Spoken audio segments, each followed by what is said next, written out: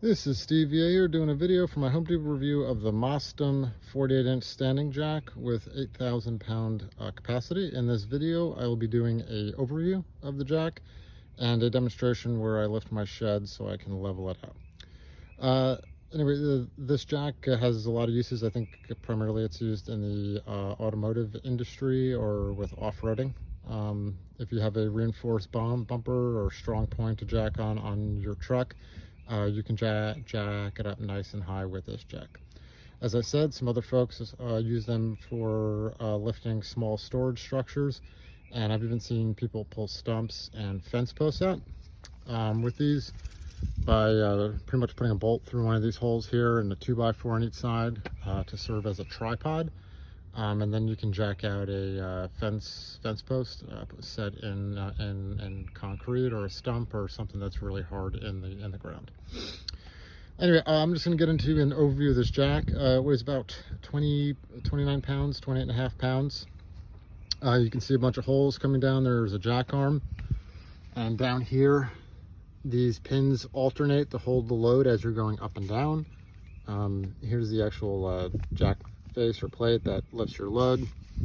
There's a nice bottom plate here. You can secure it into a concrete or wood floor, things of that sort, whatever you are using. Here are the pins that alternate, and here is the there's a little switch here to go up or down. Right now I have it up, so if I were to pull the arm down, the jack would go up, and if I switch it down, then I can jack down. I will note this jack, if it has less than 50 pounds on it, or 50 or less pounds approximately, when you put it in the down position and rock the arm, the whole thing's going to slide down. Also, that 8,000 pound capacity is only in like the first foot of jacking. The higher you go, the less of a lifting capacity that you will get. So I'll turn this switch down, and the jack is just going to drop down. Okay, if I had a load on there, I put the switch down and I do the arm and I pull the jack arm up and down, and it'll slowly bring the load down. I did notice reviews where folks said on this jack they could not get the load down. I'm not sure their specific situation. They said they had to manually lower it. I will note, I was surprised when I had it in the down position. You have to bring the arm all the way down till you hear and feel the click, and then bring it back up and it will lower down.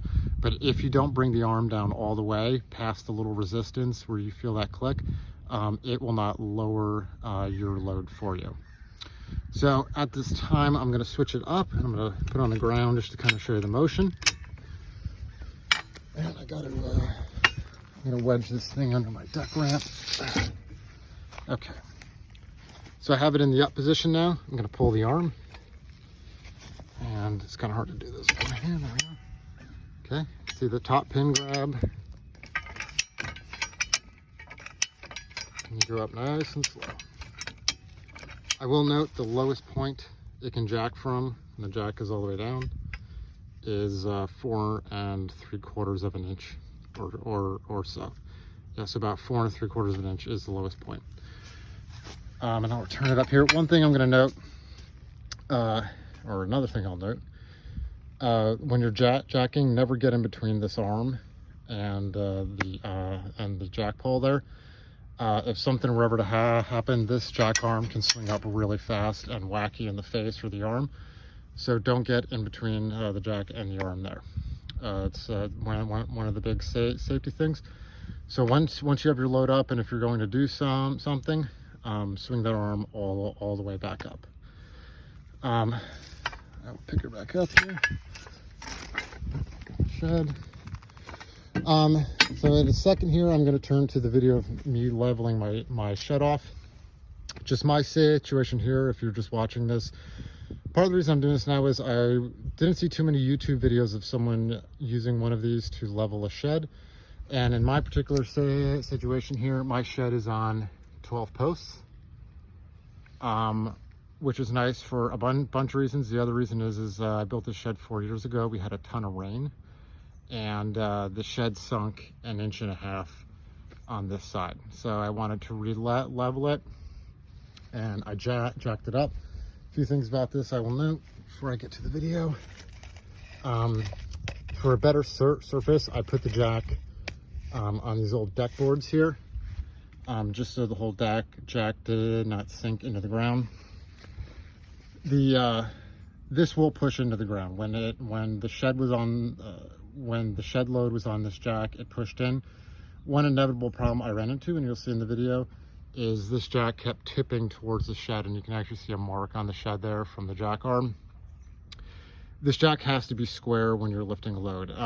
On ground here that's semi-soft from rain, it was very, very hard to avoid that. So after I lifted the shed and I put these little bricks underneath to get my initial level on these outside posts, the shed basically shifted over because the jack was not square, and I had to essentially do little mini lifts with the jack at a certain angle to kind of push the shed back in place.